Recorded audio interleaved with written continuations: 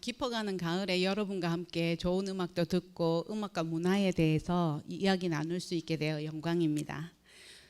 주제를 받고 굉장히 처음에는 흔쾌히 네 알겠습니다 라고 했는데 점점 이 주제를 연구할 동안 1시간으로 이걸 다 할 수 있을까 이런 조금 자신감이 좀 없어지는 그런 큰 주제인 것 같습니다. 그래도 오늘 시간에 맞게 제가 열심히 한번 이 모차르트와 베토벤에 대해서 시대상이라든지 음악과 문화에 관한 이런 내용들을 한번 설명을 해보도록 하겠습니다. 오늘 함께할 주제는 제가 PPT를 잠시 보면서 해야 돼서 약간 이 상을 돌리겠습니다. 네, 오늘 주제는 모차르트와 베토벤 시대의 아이콘이라는 주제입니다. PPT를 보시면서 이 진행을 따라가시면 될 것 같습니다.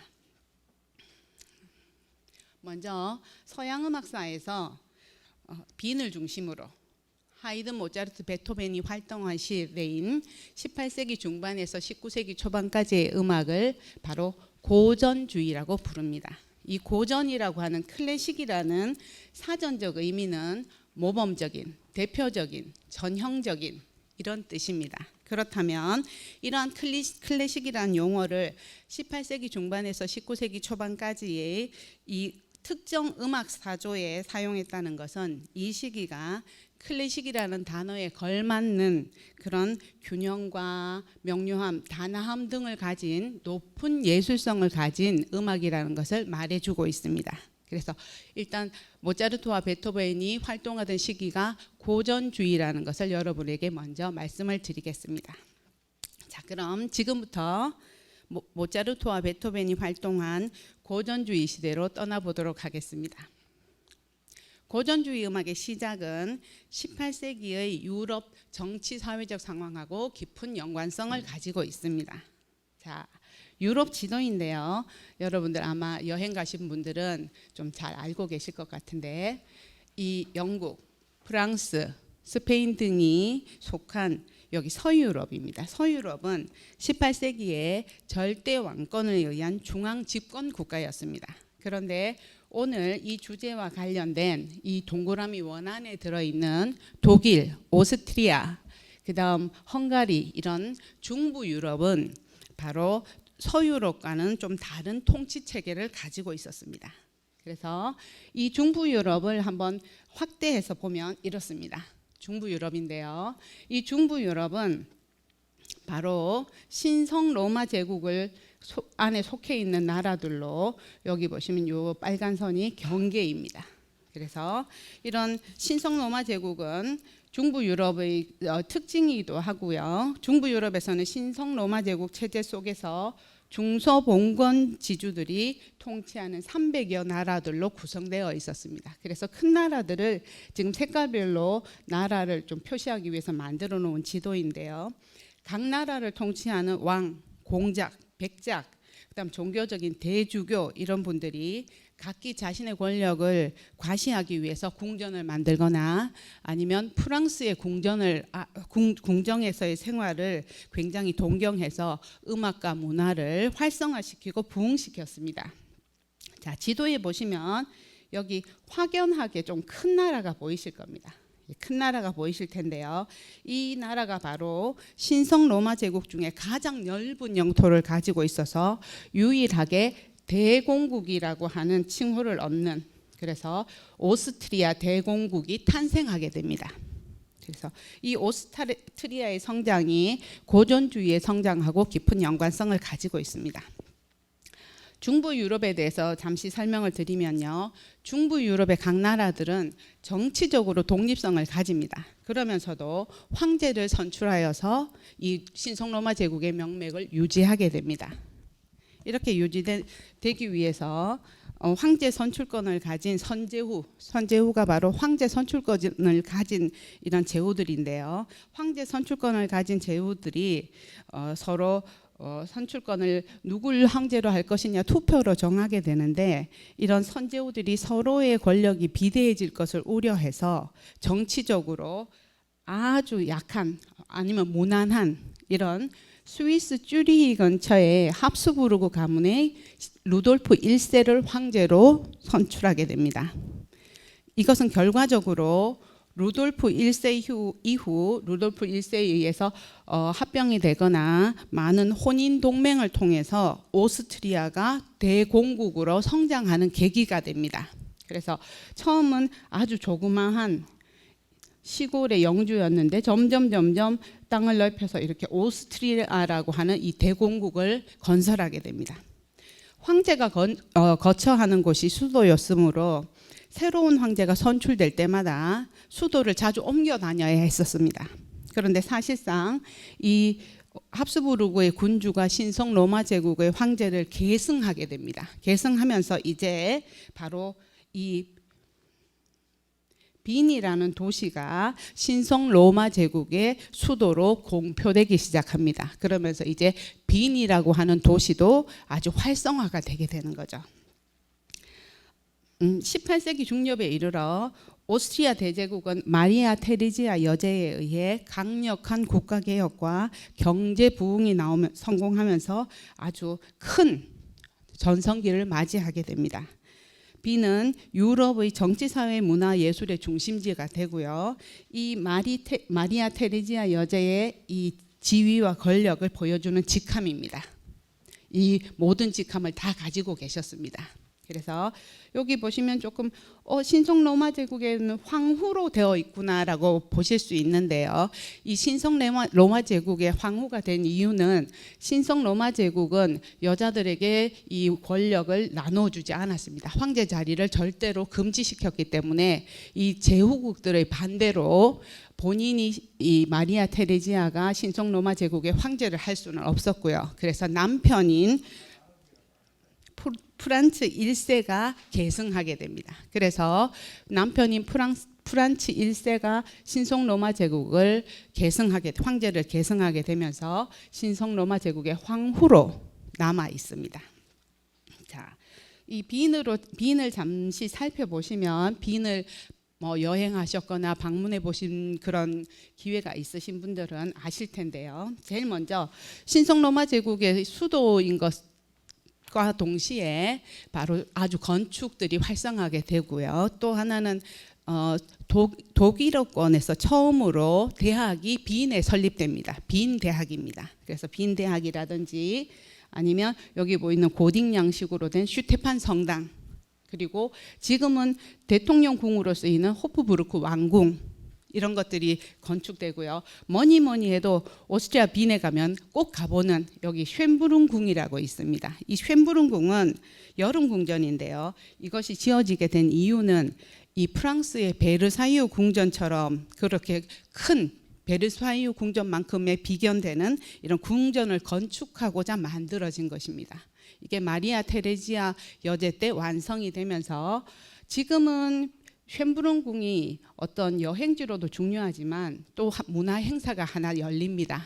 매년 6월에 빈 필하모닉 오케스트라가 여름음악회를 야외 공연으로 하는 곳입니다. 그래서 이 여름음악회에 맞춰서 여행을 가시는 분들도 많습니다. 그래서 6월에 열리는데 코로나로 못 열릴 거라고 생각을 했었는데 올해도 6월에 이 빈 필하모닉 오케스트라의 음악회가 열려서 굉장히 좋은 음악을 또 영상을 세계적으로 이렇게 보내는 그런 계기를 마련하게 됩니다. 자, 이렇게 오스트리아가 성장하고 빈이 성장하게 되는데 이런 것들이 사실은 빈이 왕과 귀족을 위한 문화예술의 중심지로서 음악이 활성화되었다면 여느 대도시나 다를 바가 없었을 겁니다. 그런데 빈은 왕이나 귀족뿐만이 아니라 시민계급의 참여와 모차르트, 베토벤과 같은 이런 음악가들의 활발한 음악 활동을 통하여 음악의 도시로서 면모를 갖추게 됩니다. 그래서 고전주의를 특정하게 더 강조하기 위해서 빈 고전주의라고 부르기도 합니다. 자, 그렇다면 이제 시민계급의 성장이 고전주의 음악에 어떤 영향을 줬길래 이 빈이 활성화되고 빈 고전주의라고 불리는지에 대해서 살펴보도록 하겠습니다. 자, 제가 시대상을 말해주는 두 개의 그림을 보여드릴 텐데요. 이 그림에서 차이점을 한번 찾아봐 주시기 바랍니다. 퀴즈입니다. 자, 아름다운 여인 두 분이 계신데요. 앉아 있는 이런 자세나 이런 것은 거의 비슷한데 왼쪽 그림과 오른쪽 그림이 시대를 나타내는 굉장히 구분점이 되는 그림으로 보일 수 있습니다. 자, 한번 어떤 점이 다르고 어떤 부분은 왼쪽은 있는데 오른쪽은 없는 이런 눈썰미를 한번 잘 가지고 한번 판단을 차이점을 찾아봐 주시기를 바라겠습니다. 제가 답을 드릴까요? 아니면 여러분이 한번 혹시 답을 해주실 분이 계실까요? 그게 네, 어떤 특징이 지금 그런 시대 구분을 만들어낼까요?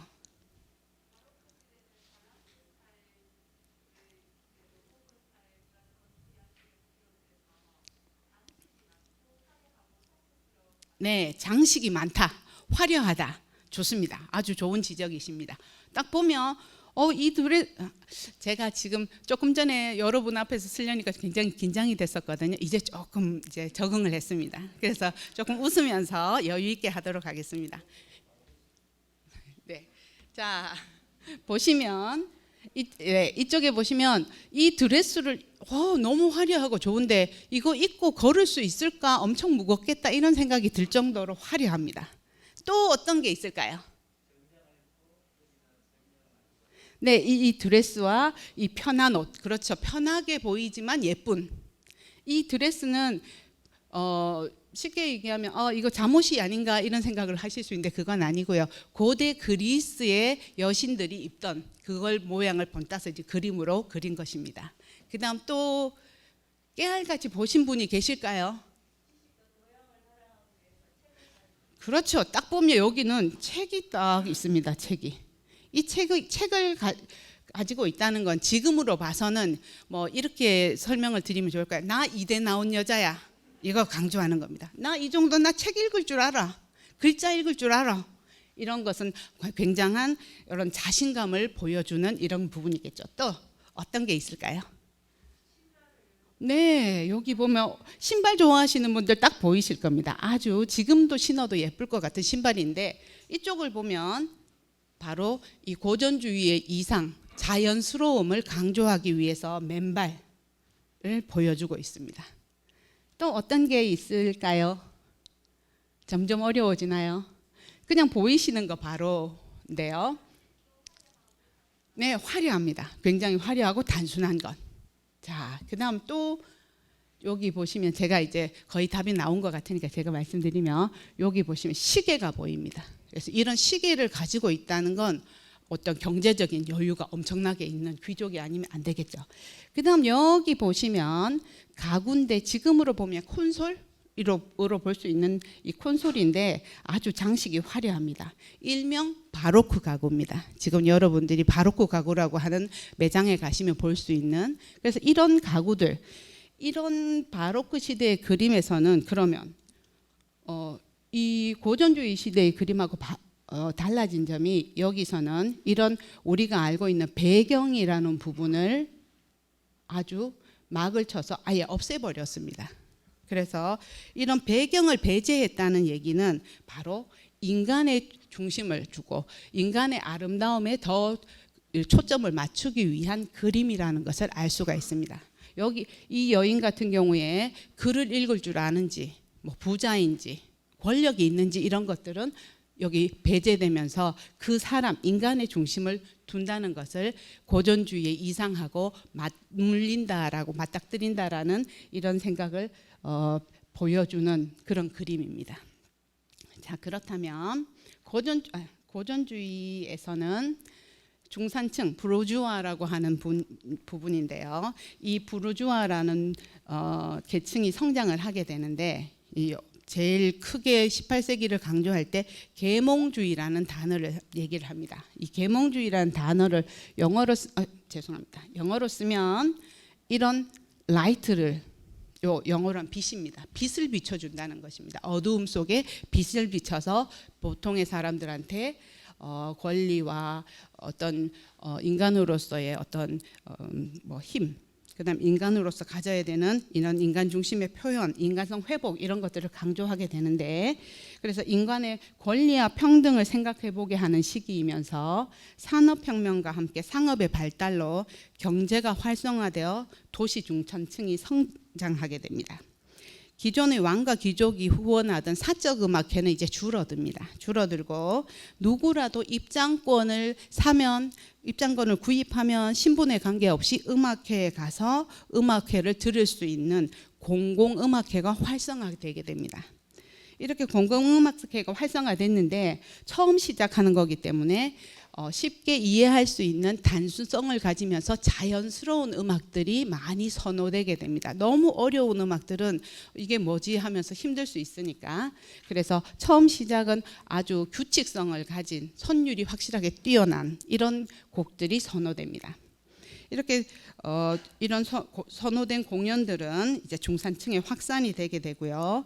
그런 이 중산층들은 청중으로서의 그런 어떤 공연을 보고 즐거워하고 이런 것으로 끝나는 것이 아니라 적극적으로 악기를 배우고 직접 음악회를 조직하고 아마추어 음악가로 활동을 하게 됩니다. 그래서 이 시절에 어떤 사회적인 그런 것들을 적어 놓은 곳에 보면 빈에서는 모두가 악기를 연주하고 음악 레슨을 받는다 이런 말이 적혀 있습니다. 그럴 정도로 음악이 활성화되었고요.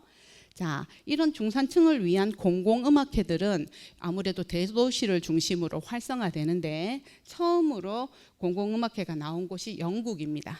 왜냐하면 영국이 산업혁명을 통해서 이제 경제가 부흥해지는 거죠.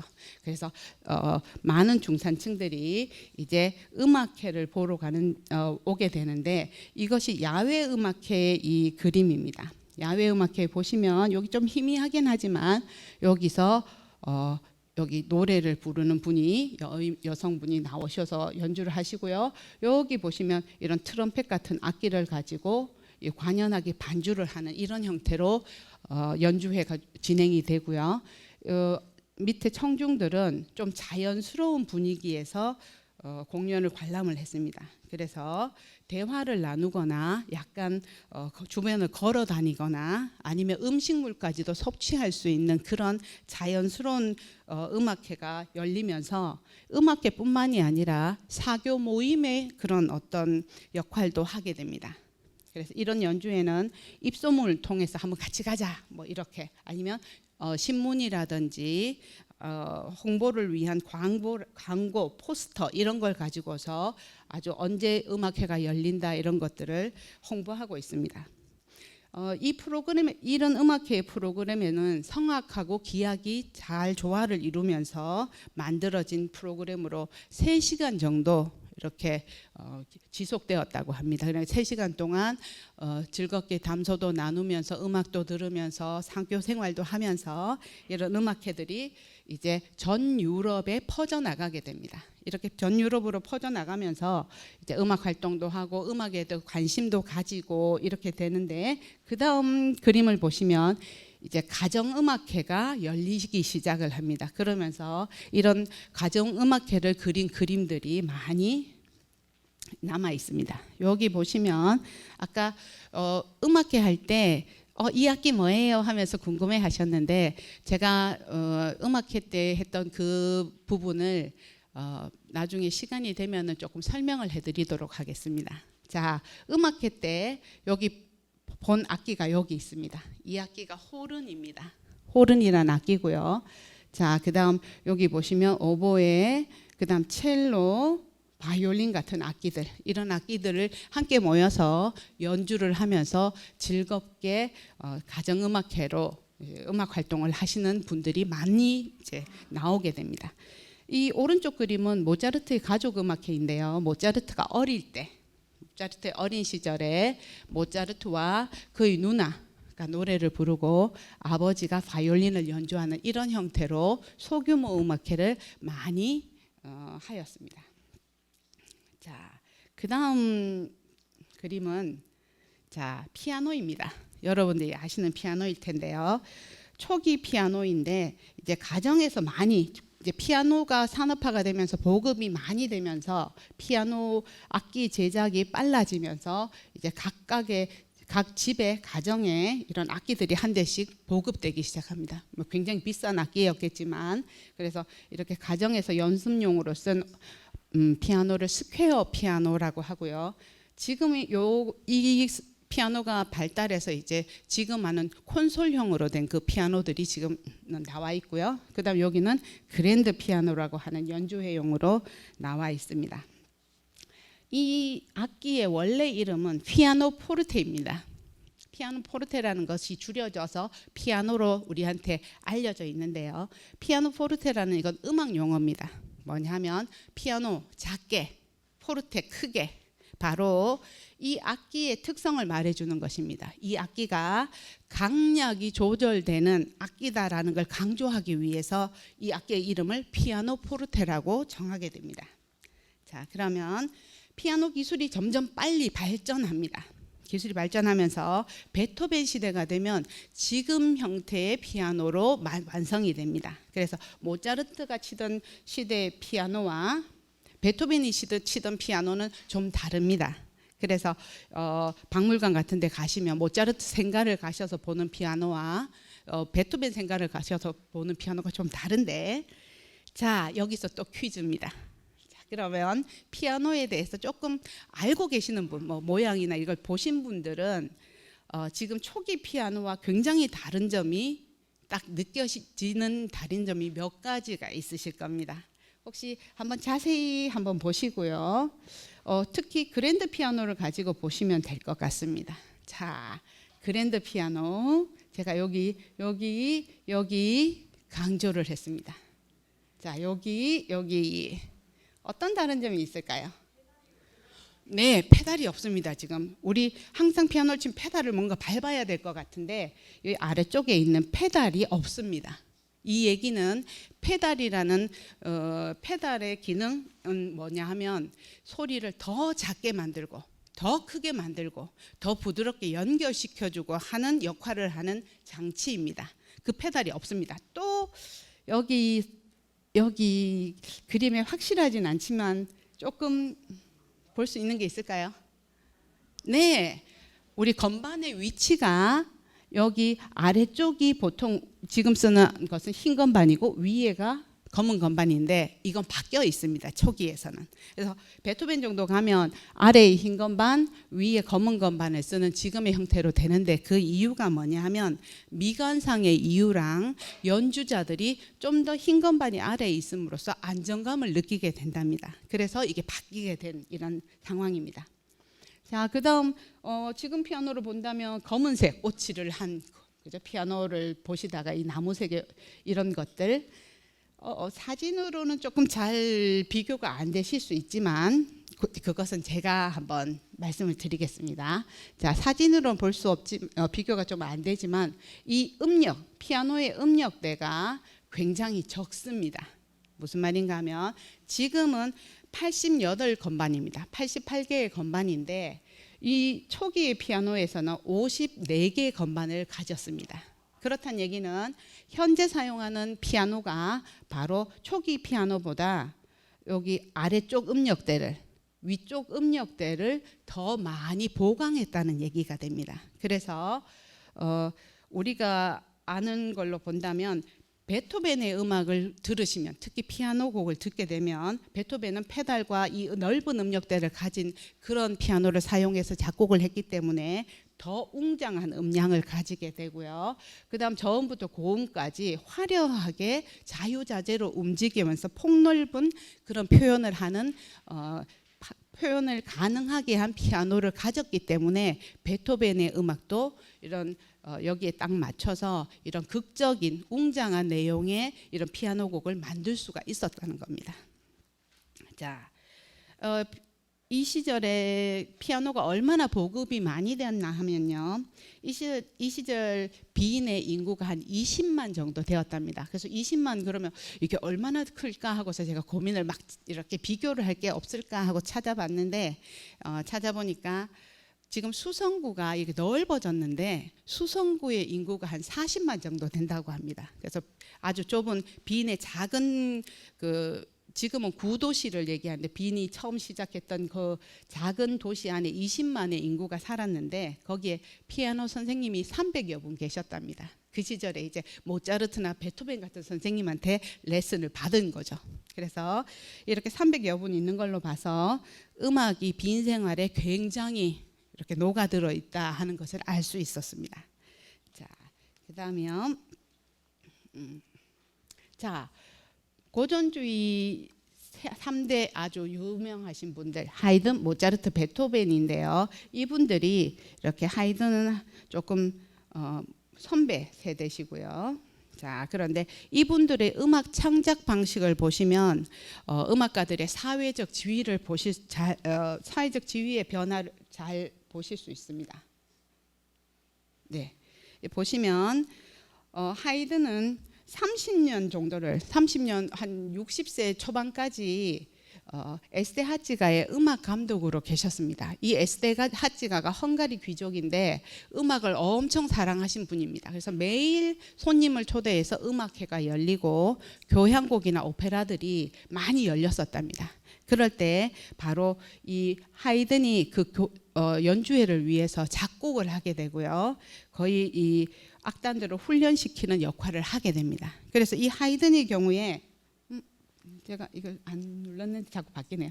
하이든의 경우에 100곡 이상의 이런 교향곡을 만드는 다작을 할 수밖에 없는 상황인 겁니다. 매일 오늘 바이올린 하시는 분이 온다 하면 바이올린 곡을 작곡을 해서 내놓고 연습을 시켜야 됐었기 때문에 그래서 이 작곡을 많이 하신 분인데도 불구하고 이 작곡한 이 곡들에 대해서는 하이든의 소유가 아니라 이 귀족의 소유였습니다. 그래서 어떤 유통이나 출판을 허용이 되지 이게 조금 제가 안 하는데 자꾸 바뀌네요. 갑자기 깜짝 놀랐습니다. 자, 그래서 출판이나 유통을 못하고 이것은 귀족의 소유였기 때문에 항상 규제를 받고 엄격하게 활동에 제약을 받는 이런 관리직 신분이었습니다. 그런데 비해서 죄송합니다. 이게 제 의지를 안 따라주고 있네요. 네. 그래서 이 모차르트와 베토벤의 경우는 그 다음 세대인데요. 이분들은 누구한테 얽매이지 않고 자유로운 그런 자유로운 활동을 하시는 분으로 유명한데 이 모차르트와 베토벤의 경우는 제일 먼저 최고 연주자로 아주 명성을 날렸습니다. 그다음 제자들을 양성하고 작품을 출판하고 하면서 작곡가로서의 명성을 가지게 되는데 모차르트와 베토벤의 차이가 두 분의 차이가 또 어떻게 나오냐 하면 모차르트는 누군가로부터 의뢰를 받아서 위촉곡을 만드시는 분이셨습니다. 그래서 나 오늘 한 달 후에 연주회 큰 거 열고 싶은데 당신이 곡을 좀 작곡해 주시오라고 해서 시간적인 제약을 받는 이런 프리랜서형 작곡가였습니다. 그런데 비해서 그 다음 세대인 베토벤 같은 경우는 시간에 얽매이지 않고 후원자들에게 이렇게 후원을 해달라 이런 것들이 아닌 친구로서 대해달라라는 이런 마음을 가지고 있으면서 고민하고 수정하고 곡을 완성해서 이 출판을 하게 됩니다. 또 이 출판을 하면서 누군가에게 헌정을 하게 되는 이런 작곡가입니다. 그래서 시간에 얽매이지 않고 자기의 표현을 많이 해낼 수 있는 작곡가였기 때문에 우리가 자유주의 작곡가라고 분류를 하게 됩니다. 자, 그렇다면 빈에서 활성화됐었던 이 고정주의 음악의 특징이 무엇인지를 한번 살펴보도록 하겠습니다. 그러면 빈 고전주의 음악은 무엇일까? 네. 처음에는 고전주의 양식이 국제주의적 양식이었습니다. 무엇인가 하면 언어나 지역이나 문화나 이런 것들을 초월해서 전 유럽에서 통용될 수 있는 이런 것들을 한번 찾아보자. 어법을 한번 만들어 보자라고 하면서 시작이 됩니다. 그러다 보니 언어에 상관없이 어디서나 들을 수 있는 기하음악이 활성화되고요. 그 기하음악을 위해서 형식이 강조되기 시작을 합니다. 그래서 아주 단순한 선율과 하나의 선율을 가지고 규칙성을 가지게 2마디, 4마디, 8마디, 우리가 일명 한도막 형식이라고 얘기하는 이런 형식이 강조되는 음악을 작곡하게 됩니다. 고전주의 시대 음악 어법 중에서 거의 모든 기악 장르 안에 쓰이는 이 2가지를 제가 한번 설명을 드리려고 하는데요. 주제 동기 가공 작업이라고 하는 것과 소나타 형식이 포함된 다악장 구조, 이것이 기악 음악에서 전 모든 장르에 활용이 되었습니다. 자, 그럼 주제 동기 가공 작업이란 것은 뭐냐 하면 특징적인 동기가 아니면 동기나 주제가 곡이 진행되는 동안 계속적으로 나오는 겁니다. 그래서 아마 좀 전에 들으신 음악회를 들으면서 이 주제 이거 익숙하다라는 생각을 하셨을 겁니다. 그래서 기악곡들의 규모가 웅장해지고 커지고 곡의 길이가 길어져도 곡의 마지막까지 이 주제를 계속적으로 보여줌으로써 통일성을 가지고 오게 됩니다. 예를 들어서 여러분이 알고 아주 많이 익숙하신 베토벤 교향곡 5번 운명의 첫 내음, 우리가 보통 따따따딴 하는 그 음이 곡에 계속적으로 등장을 합니다. 계속적으로 등장함으로써 청중들이 곡의 마지막까지 내가 운명교향곡을 듣고 있구나, 이걸 인식하게 만들어주는 거죠. 그래서 형식이 강조될 때 첫 번째로 주제 동기 작업을 강조하게 됩니다. 그 다음 소나타 형식이 포함된 다악장 구조는 오늘 베토벤 곡 들으시면서 4악장짜리 곡을 들으신 거 프로그램에 나와 있었는데요.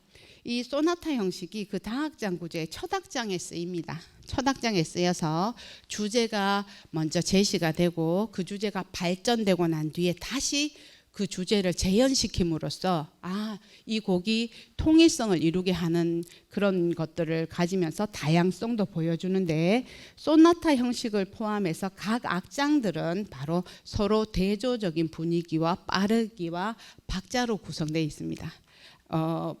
베토벤 우리 조금 전에 들으신 그 곡에서도 각각의 악장마다 빠르기가 달랐다는 것을 여러분이 느끼셨을 겁니다. 자, 그럼 고전주의 곡의 특징 중에 하나가 형식을 강조하다 보니 제목만 봐도 이 곡이 어떤 특징을 가지고 있는지를 알 수가 있습니다. 그래서 보통 소나타 형식으로 거의 많이 작곡을 하기 때문에 이 소나타 형식으로 작곡한 곡인데 피아노를 위해서 만들었다, 피아노를 위한 독주곡이다 하면 제목이 피아노 소나타라는 제목을 가지게 됩니다. 그래서 독주곡의 경우는 무슨 소나타 이러면 이거 독주곡이구나 인식을 할 수가 있고요. 관현악곡, 오케스트라 곡의 경우는 오케스트라 곡인데 소나타 형식으로 다악장 구조로 만들었다고 하면 그것은 제목이 교향곡, 심포니라는 제목이 됩니다. 자, 또 하나 고전주의에 와서 새롭게 생겨난 것 중에 하나가 바로 전체 작품 번호를 숫자로 매기는 겁니다. 뭐냐면 동일한 장르의 곡들이 많이 나오다 보니까 이걸 이제 시대순으로 1년 번호를 매길 필요성이 느껴지는 겁니다. 그러면서 여기 보시면 오피스라고 하는 요게 작품이란 뜻입니다. 이 오피스를 써서 전체 작품 번호를 각 작곡가들마다 전체 작품을 시대순으로 번호를 매기게 됩니다. 그래서 일반적인 베토벤과 같은 작곡가는 오피스 번호를 사용해서 작품 번호를 이렇게 순서를 매기게 되는데 모차르트의 경우는 예외입니다. 모차르트는 K 번호를 씁니다. K 번호.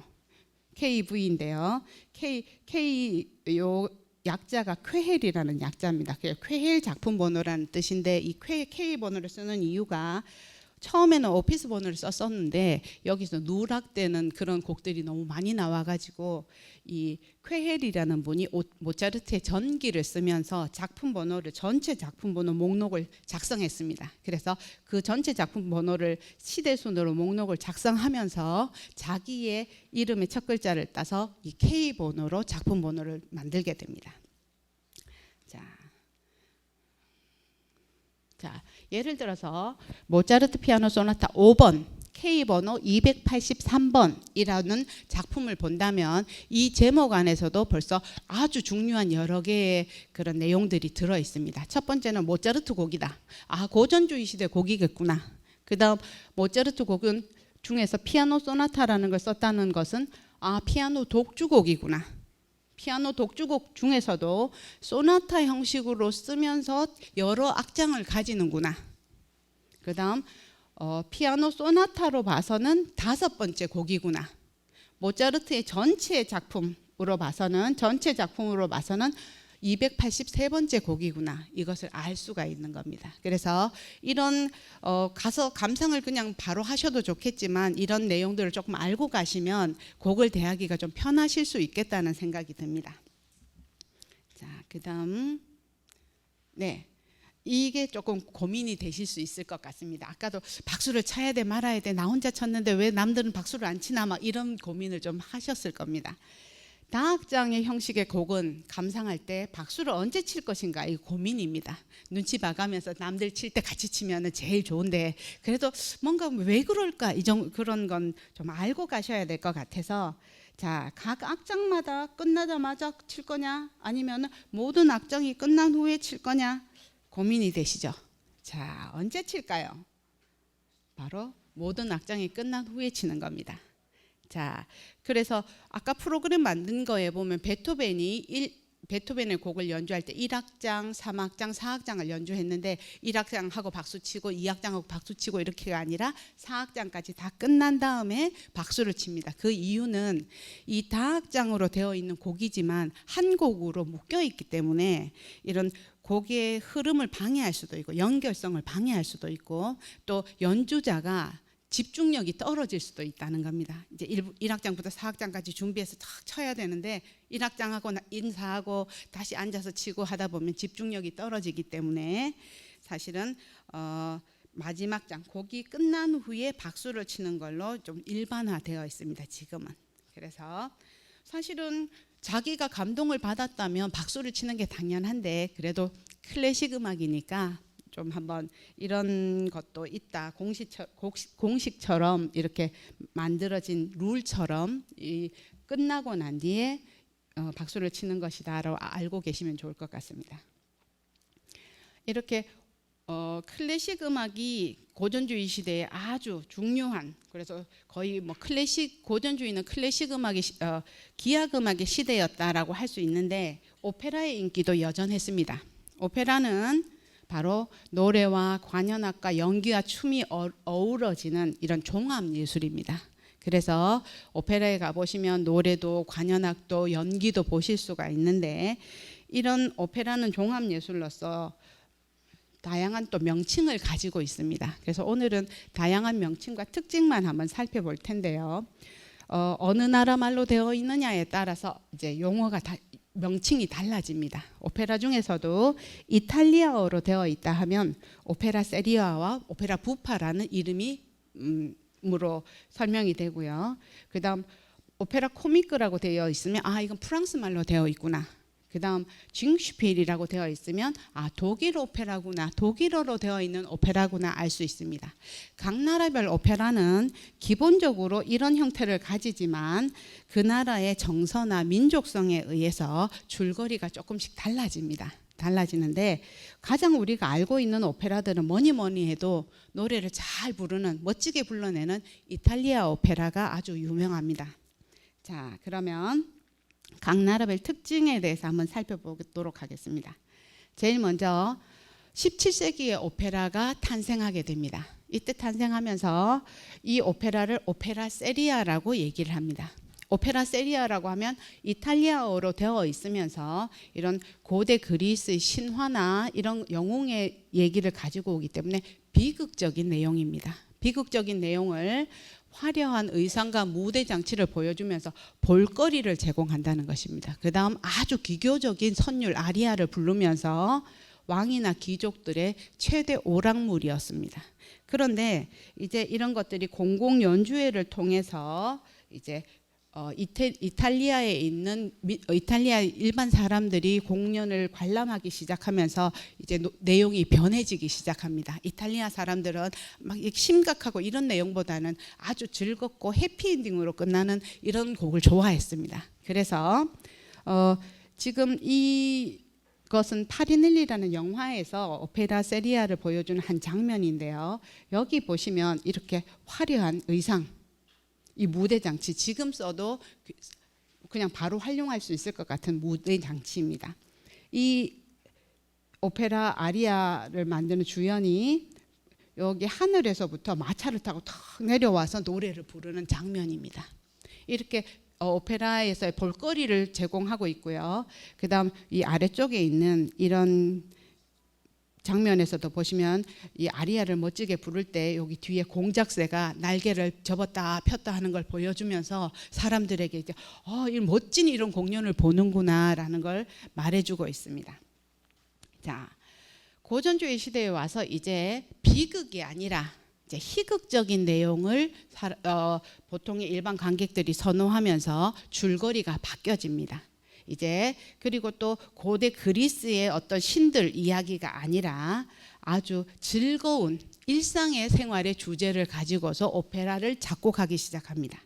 그래서 여기 보시면 희극적인 내용과 자연스러운 선율을 가지면서 이 그림 오페라 부파의 그림인데요. 보시면 현실 세계입니다. 일상의 생활 를 하고 장면도 굉장히 간소화되고 그다음 소수의 인원으로 제작을 할 수가 있었습니다.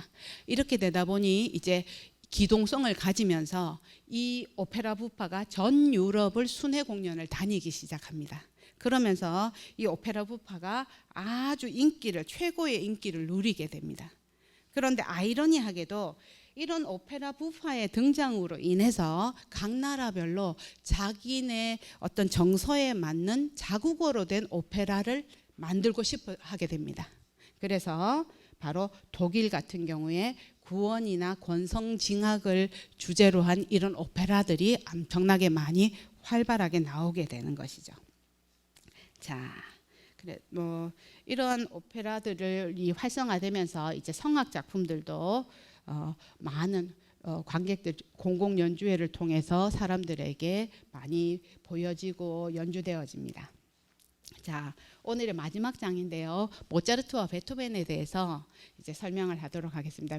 생애를 비교를 해보고요. 동시대인 분이지만 좀 생활이 달랐기 때문에 생애와 작품에 대한 부분을 설명해 보도록 하겠습니다. 모차르트와 베토벤입니다. 모차르트는 우리가 일명 음악의 신동으로 얘기를 하고요. 그래서 어릴 때 얼마나 천재였는지, 얼마나 피아노를 잘 치고 작곡을 잘했는지 이런 것들이 부각되어 있습니다. 그런데 반해서 베토벤은 음악의 신, 얼마 전까지만 해도 한문으로 악성 베토벤 이런 단어 들어보셨을 겁니다. 이 바로 음악의 신이었다는 얘기고요. 이 두 분의 이제 어떤 성향을 잘 보여주는 이 악보를 한번 보이실 텐데, 자, 이 모차르트와 베토벤입니다. 이 모차르트의 곡은 보시면 한 단 한 단 한 단이 각 악기를 얘기를 해줍니다. 바이올린, 비올라, 첼로, 콘트라베이스 이렇게 이 오케스트라 곡입니다. 이 곡은 하룻밤에 정말 이렇게 차 한 잔 들고 나 지금 작곡하러 들어간다 이렇게 하면서 들어가서 하룻밤에 이 오페라에 들어가는 서곡 관현악곡을 작곡한 건데요. 이 한마디 한마디를 함께 이렇게 연주를 하는 겁니다. 그래서 여러 악기를 함께 이렇게 악보로 해서 이렇게 적어주는 것을 총보라고 하는데, 이 총보는 지휘자만 가지고 있습니다. 지휘자만 각 악기들이 어떻게 연주되는지를 보여주기 위해서 연주를 어떻게 하는지를 보는 거고요. 각각의 악기 연주자들은 파트보라고 해서 파트보를 가지고 자기 것만 연주를 하는 겁니다. 자, 그러면 이걸 하루 저녁에 이렇게 수정의 흔적이 하나도 없이 단숨에 이렇게 곡을 작곡했다는 거, 천재가 아니고는 불가능한 일일 겁니다. 자, 그래서 모차르트의 경우는 제일 먼저 나오는 것이 3살에 연주 여행을 다니고 8살에 교향곡을 작곡하고 12살에 오페라 부파를 작곡하고 징슈피를 오페라를 작곡한다는 이런 천재성이 부각됐다면, 이 베토벤의 이 스케치 보시면 어떤 음이 제대로 된 음인가 모를 정도로 지우고 또 하고 고민하고 또 지우고 했던 흔적이 역력하게 보입니다. 그래서 베토벤이 본인의 그런 작품을 얘기할 때 제일 먼저 한 얘기가 생각하고 또 생각할 여유를 가져야 된다라고 얘기를 하면서 굉장히 고민을 많이 한 흔적들이 나타나게 되고요.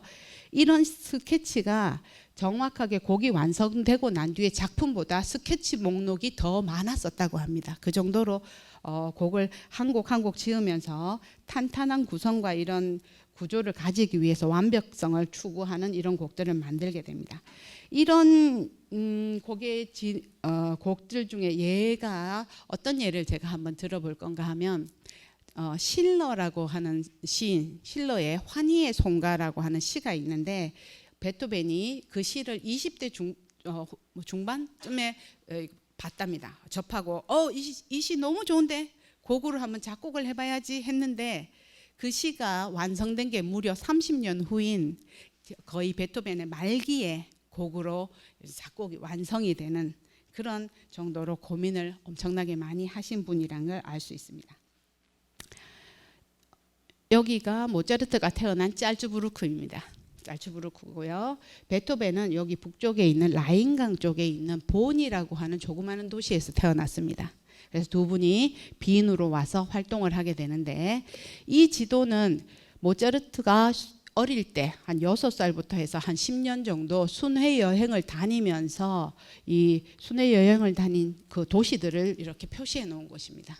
그 중에서 이 점선으로 된 이 중에 빨간색으로 되어 있는 부분들이 굉장히 모차르트의 음악에 영향을 준 그런 도시입니다.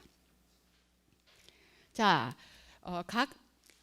모차르트와 베토벤에게 영향을 준 그런 부분이 어떤 것인가를 한번 살펴보면요.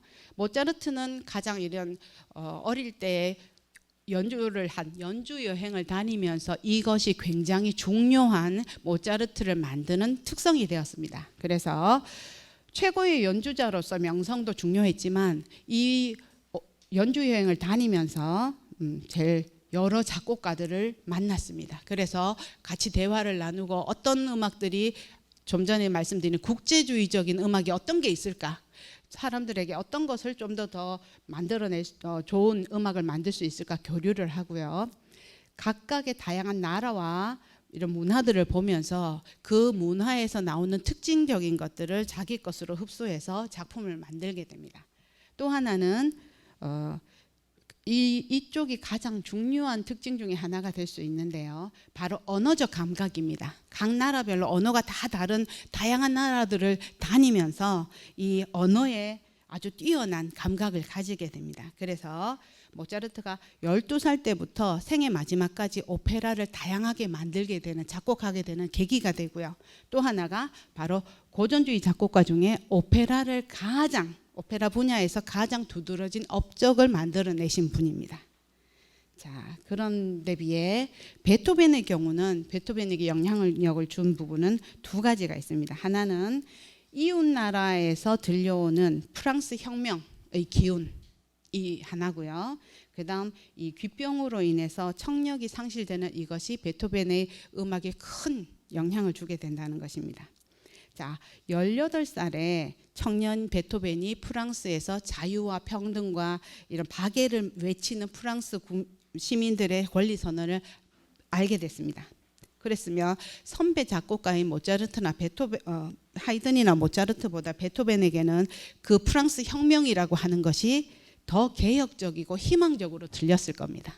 그래서 이런 희망과 함께 빈에서 생활을 이제 시작하게 되는데 문제는 이 귀병으로 인해서 청력 상실의 위기가 오게 됩니다. 이 사진은 동생에게 보낸 유서 형식의 편지입니다. 편지인데 이게 30대 초반 32살에 이런 일이 생겨서 이런 편지를 쓰게 됐는데 편지의 내용을 잠시 보겠습니다. 보시면 여기 이렇게 적혀 있습니다. 사람들에게 다가갈 때면 무서운 공포감이 나를 사로잡고 상대방이 나의 상태를 알게 될까 봐 두렵기만 하다.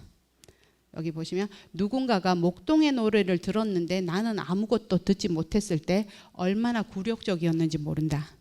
이런 사건들은 나를 절망으로 몰고 갔으며 조금만 더 했다면 나의 삶을 마감했을 것이다 라는 얘기를 합니다. 그 정도로 아주 절망감에 사로잡혀 있었고요. 그러면서 제일 마지막에 이렇게 말씀하십니다. 오직 나를 다시 일으켜 세워준 것은 오직 나의 예술이었다라고 하면서 이 불굴의 의지를 표현하고 있습니다. 자, 다음은 3번 교향곡, 영웅교향곡의 표지인데요. 이 영웅교향곡에서는 처음에는 베토벤이 프랑스 혁명을 들으면서 나폴레옹에 대해서 굉장히 존경을 했었답니다. 정말 대단한 인간의 평등과 자유를 외치는 분이구나 라고 생각하면서 이분을 위해서 헌정곡을 지어야지 하면서 곡을 시작했는데 아니나 다를까 좀 시간이 걸렸습니다. 그러다 보니까 이 나폴레옹이 황제로 등극했다는 소식을 듣게 됩니다. 그래서 너무 실망해가지고 여기 제목이 붙는 곳이었는데요. 나폴레옹의 이름 보나파르트로 제목을 지었었습니다. 처음에. 그랬다가 이 종이가 찢어질 정도로 다 없애버렸습니다. 없애버리고 제목을 영웅교향곡 한 인물을 기억하기 위해로 이제 이름을 고쳐서 이렇게 출판을 하게 됩니다. 자. 주요 작품인데요. 모차르트와 베토벤의 작품을 비교해 보시면 모차르트는 오페라를, 베토벤은 교향곡을 최고의 경지로 올려놓으신 분들입니다. 제가 시간 조금 더 해도 되나요? 아니면 네. 감사합니다. 제가 아까 할 때 조금 3시 10분 정도까지 끝내달라고 말씀하셔가지고 네. 자, 그러면 이제 작품으로 들어가 보겠습니다. 자, 작품은 이 모차르트의 천재성을 잘 나타내는 작품인데요. 이 피가로의 결혼입니다. 이 피가로의 결혼에서는 이런 뛰어난 언어 감각과 이런 것들이 잘 나타나는 걸 보실 수가 있으실 텐데 여기 보시면 독일어권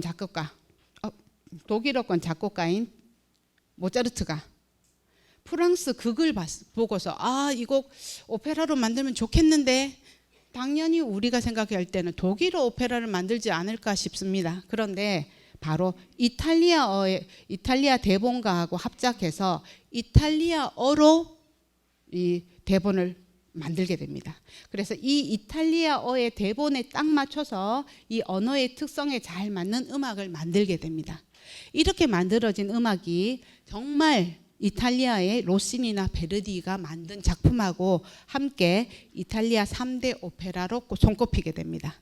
자, 그러면 그 예는 쉽게 얘기하면 이겁니다. 한국의 작곡가가 중국에 있는 극대본을 보고 오페라로 만들어야지 하면서 일본어로 오페라를 작곡하는 겁니다. 그런데 그게 일본의 3대 오페라로 이제 손꼽히게 되는. 그래서 이 모차르트의 언어적 천재성과 이런 음악에 대한 감각은 정말 말 그대로 뛰어난 이런 것을 보여주고 있습니다. 이것은 모차르트의 국제적인 음악 양식을 보여주는 것인데요. 자, 여기 보시면 이건 독일 오페라입니다. 이거 국제주의적인 양식은 어릴 때부터 연주 여행을 다니면서 다양한 문화를 보고 배운 것을 가지고 와서 이제 오페라로 만든 것으로 이 시대를 보여주는 프리메이슨이라는 이런 상징적인 의미와 이탈리아의 이런 노래를 멋들어지게 부르는 이런 오페라, 그 다음 독일어 가사를 가지고서 독일어의 언어적 특성을 잘 만들어서 상황에 잘 맞는 음악을 보여주는 이런 작품이 마술피리인데 이 마술피리가 바로 오페라 징규슈필의 최고봉으로 손꼽히게 됩니다. 그래서 오페라에서는 아주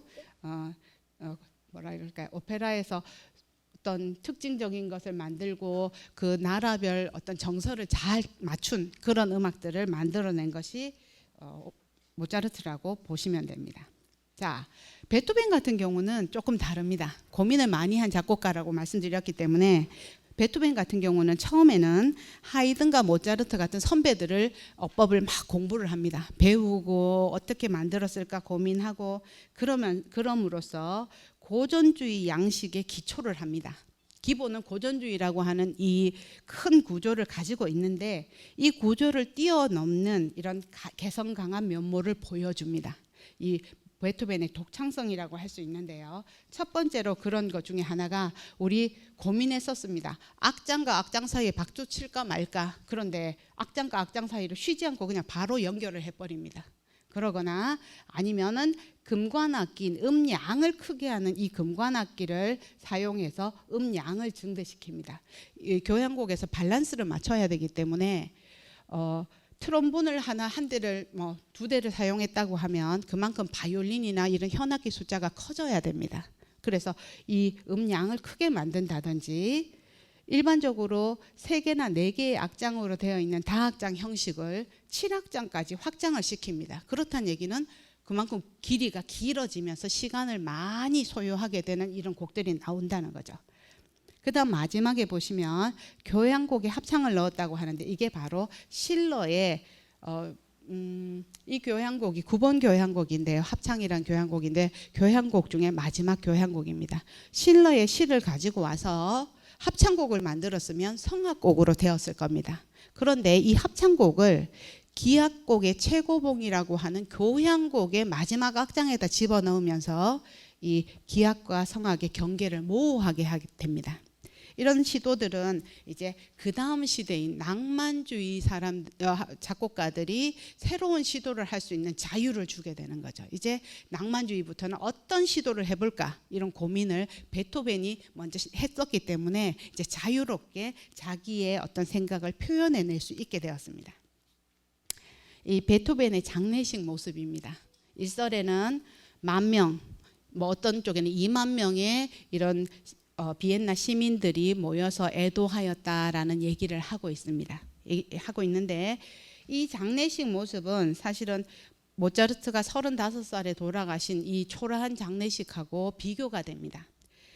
그 시절에는 전염병으로 죽었거나 전염병이 의심되는 환자들은 개인 매장을 못하게 되어 있어서 공동묘지에 매장을 해야 되고 그것도 여러 시체들과 함께 매장하는 그런 공동 매장의 형태였다고 합니다. 그래서 지금도 정확한 매장 위치를 모르고 있습니다. 또한 유해도 찾을 수가 없는 상태고요. 참 안타까운 일입니다.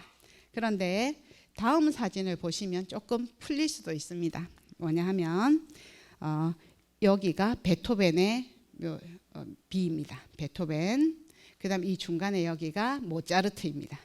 오른쪽이 바로 슈베르트입니다.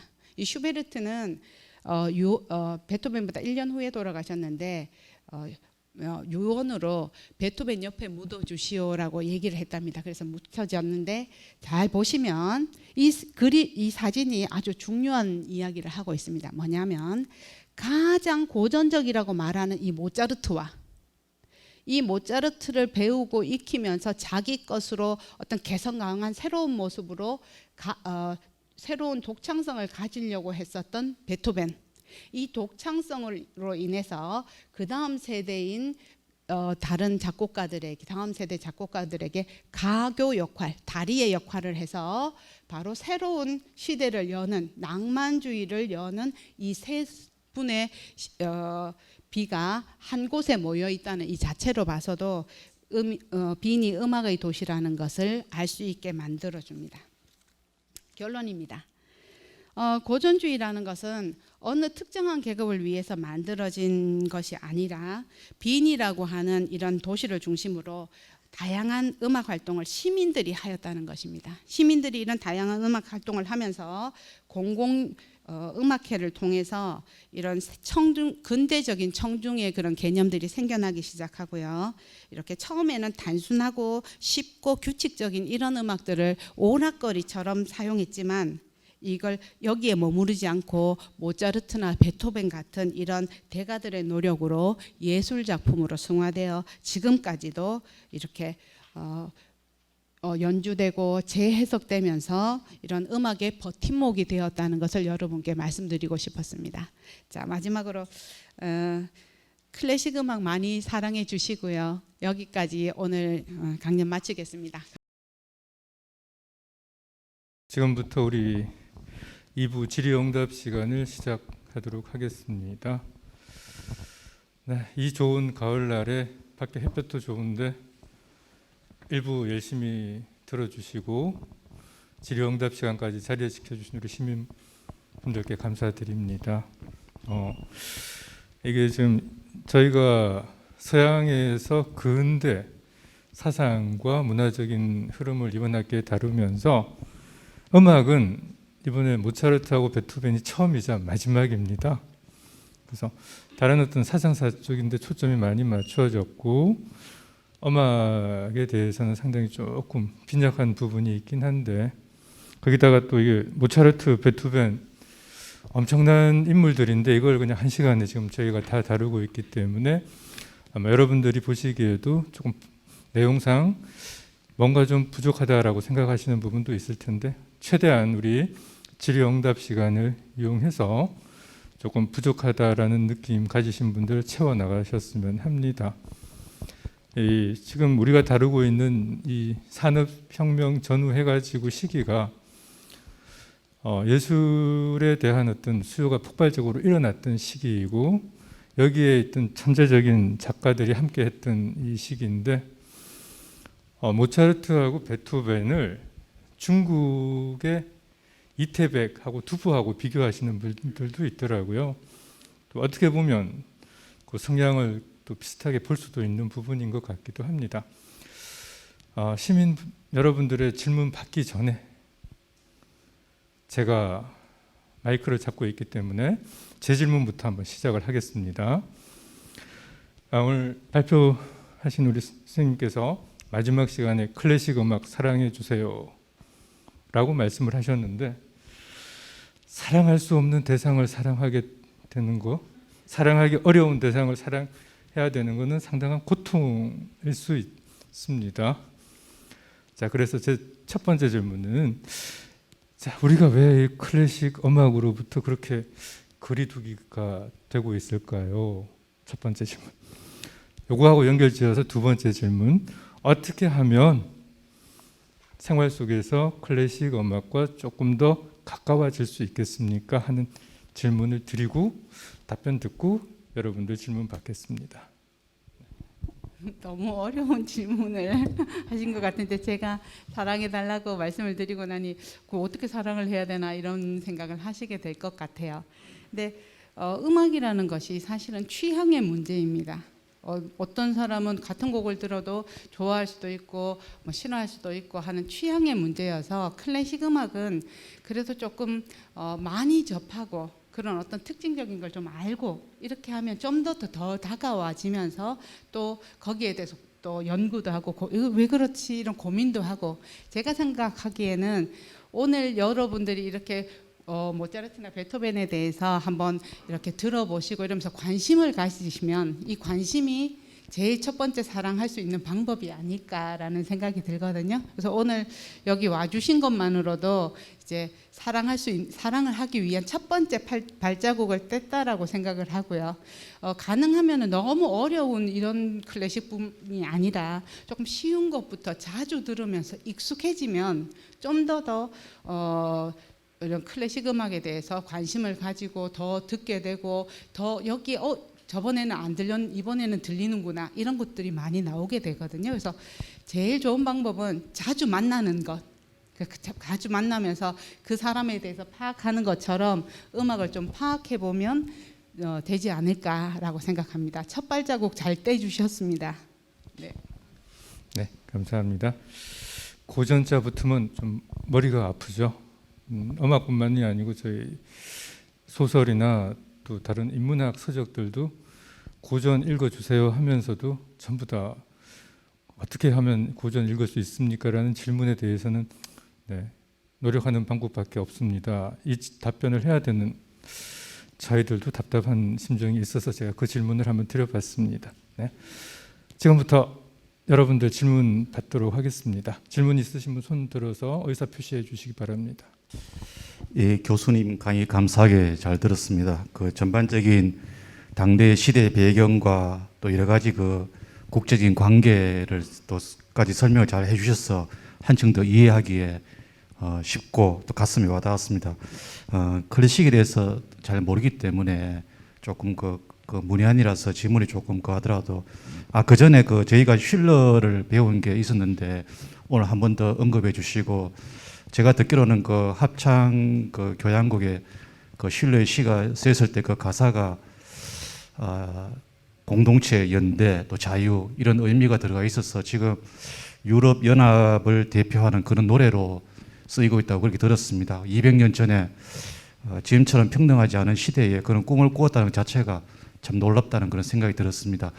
첫 번째 질문은 저희 그 일반인들이 볼 때 그 여러 가지 그 영화나 드라마 이런 그 미디어에 나오는 걸 보면은 모차르트는 한없이 그 가볍고 좀 그런 느낌이 들고 또 반면에 또 베토벤은 또 굉장히 진지하고 또 어둡고 또 그렇게 묘사되어 있는데 실제 어떤 그런 성격이나 그런 것이 좀 기록이 남아 있는 건지 안 그러면 단순히 그런 어떤 상업적인 목적으로 그게 좀 과장되게 표현한 것인지 질문을 드리고 싶고요.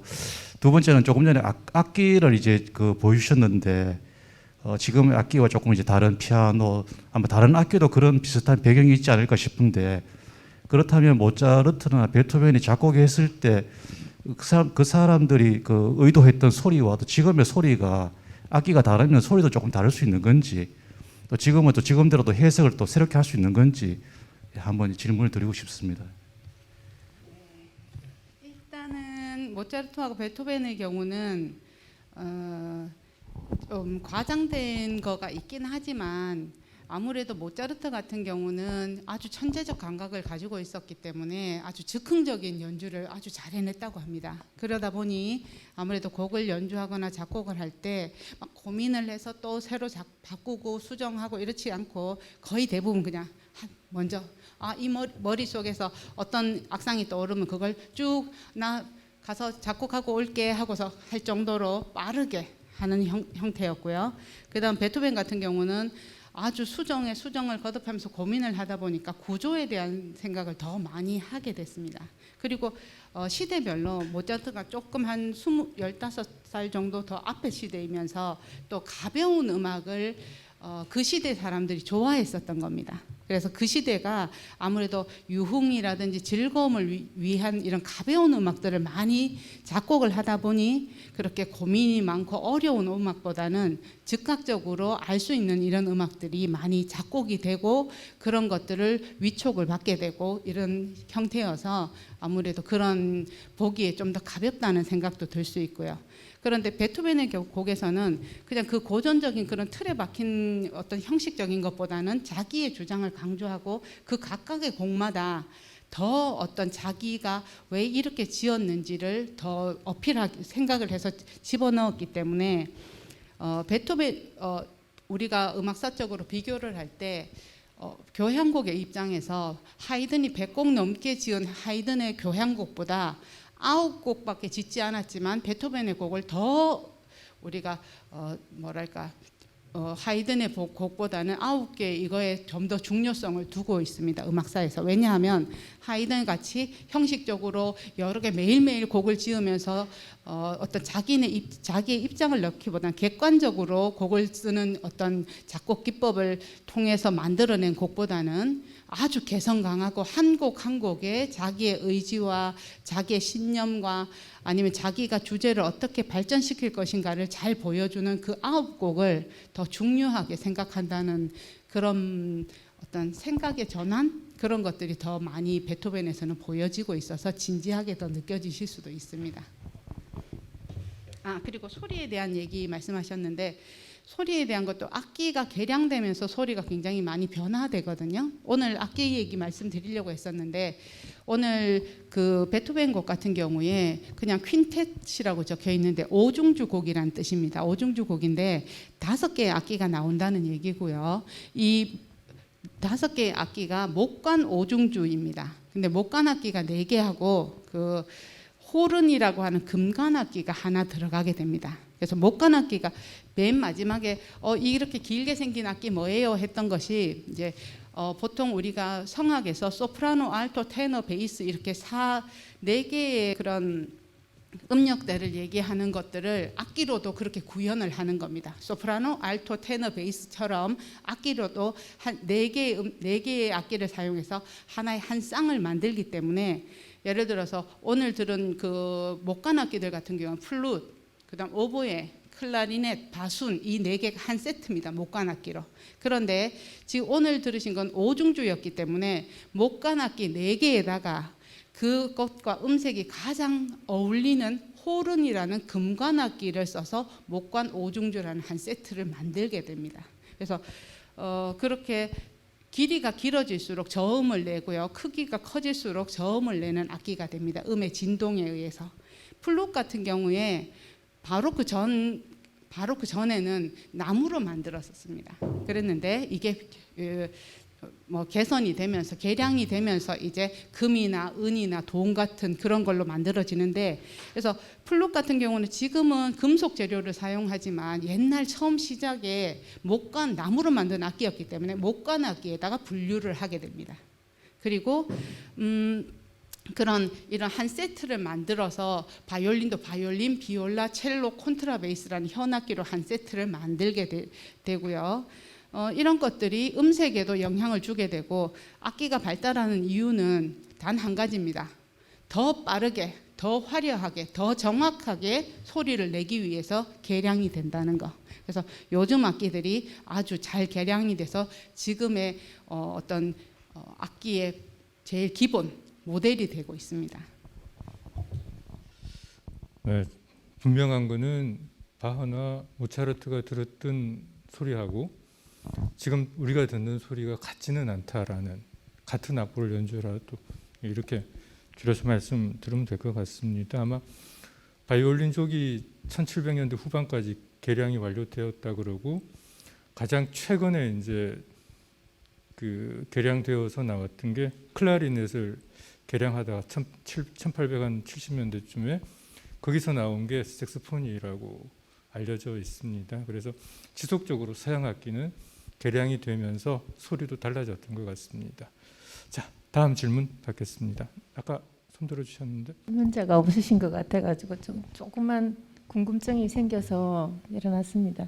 우선에 오늘 교수님 강의 듣고 좀 더 클래식을 들으면서 조금 더 심오하게 들을 수 있겠다 하는 느낌이 들었습니다. 예를 들면 뭐 소나타하고 심포니의 차이점이라든가 뭐 번호 매긴다는 이런 것들도 알게 되니까 더 재미있을 것 같습니다. 질문 드리고 싶은 거는 뭐 간단한 건데요. 아까 말씀 중에 마술피리는 프리메이슨의 상징적 의미가 있다라고 하셨거든요. 그래서 그 상징적 의미가 어떤 것인지 약간 궁금해졌습니다. 아시고 계시면 좀 부탁드리겠습니다.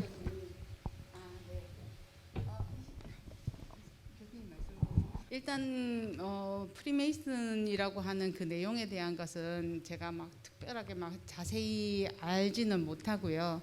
이 시절에 아무래도 그 새로움을 만드는 계몽주의 이런 것들에서 연장선상으로 시민들의 어떤 권리 뭐 이런 것들을 위해서 이런 움직임이 있었다는 그 중에 하나가 프리메이슨인 것 같고요.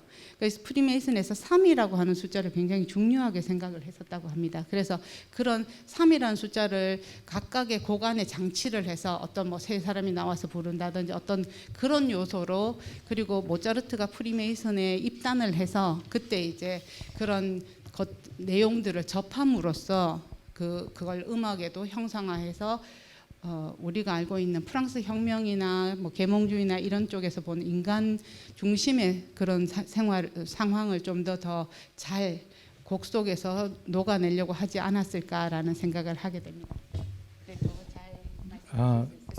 우리 괴테 이야기할 때 프리메이슨에 대해서 잠깐 언급이 있었죠.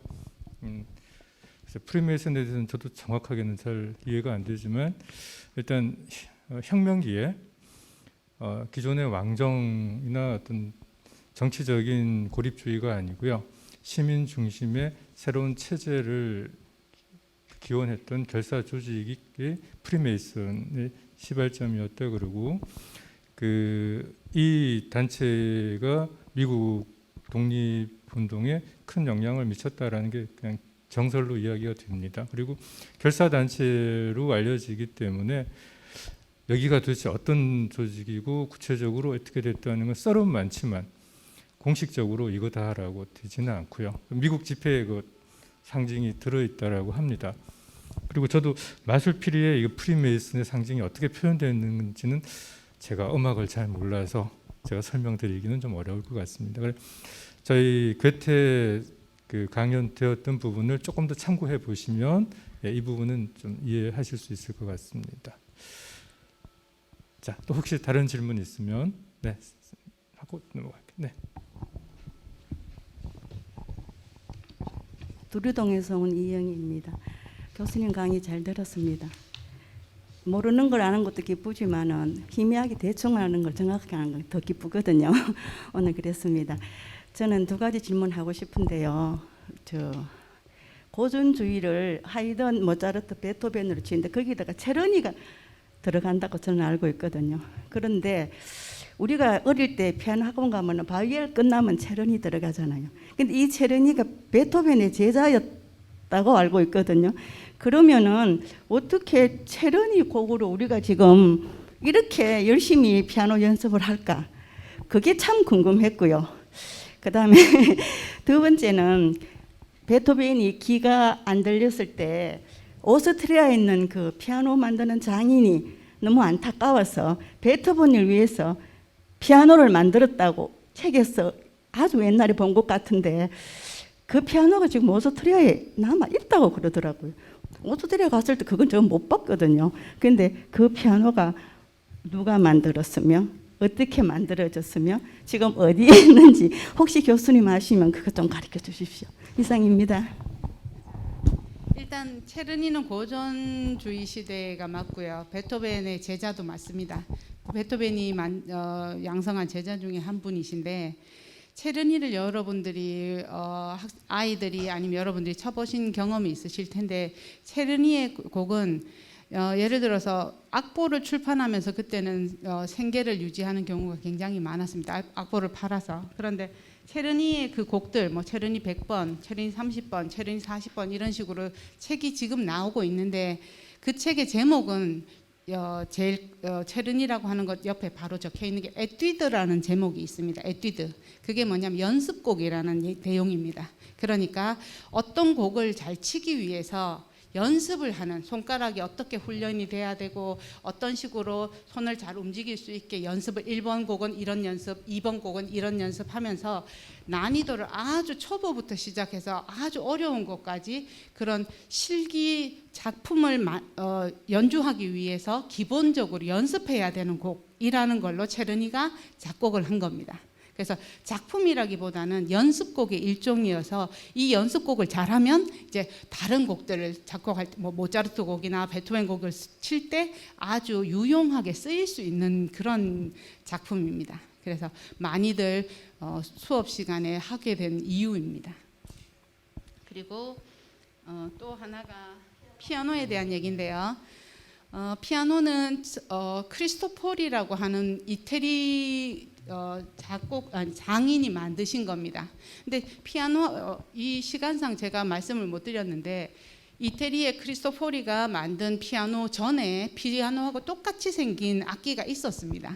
악기가 있었는데 그 악기 이름이 바로 챈발로 내지는 합시코드, 클라부센 이런 제목으로 된 언어가 뭐 독일어냐 영어냐 뭐 프랑스어냐에 따라 나눠지는 건데 그 합시코드라고 하는 악기가 그 전에 있었습니다. 그 전에 있었는데 그 악기는 피아노하고 모양이 똑같은데요.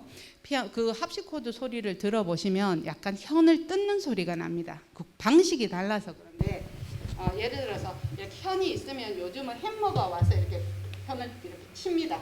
치는 형태인데 그 합시코드라고 하는 악기는 이렇게 현이 있으면 피아노를 건반을 누르면 건반을 누르면 이렇게 핀셋 같은 게 올라와서 이렇게 뜯어냅니다.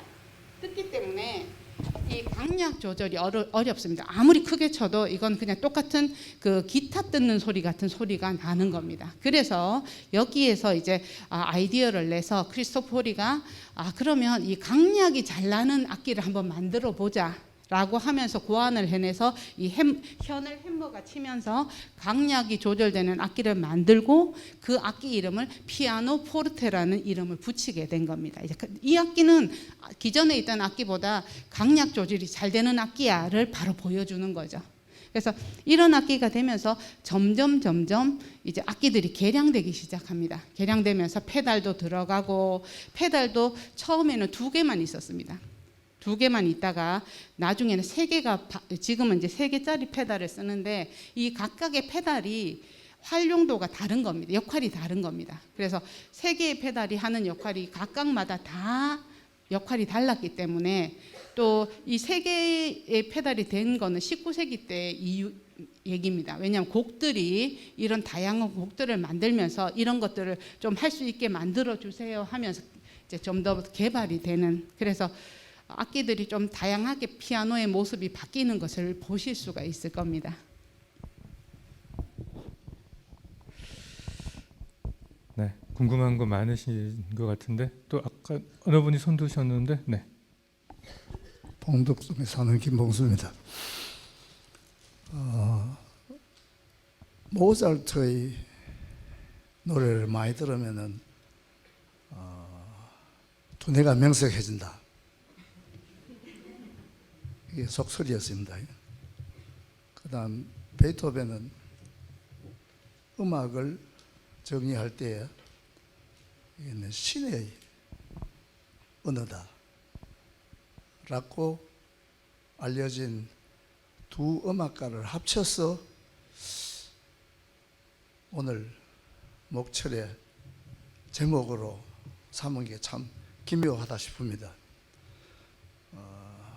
여러 가지 이 음악가에 대한 얘기가 많으나 저는 오늘 한 가지 질문이, 그러면은 짧게 살았던 모차르트나 혹은 교향곡으로 잘 알려진 베토벤의 후세들이 가장 유명했다거나 혹은 잘 알려진 곡을 선정한다면은 오늘 우리가 들었던 모차르트의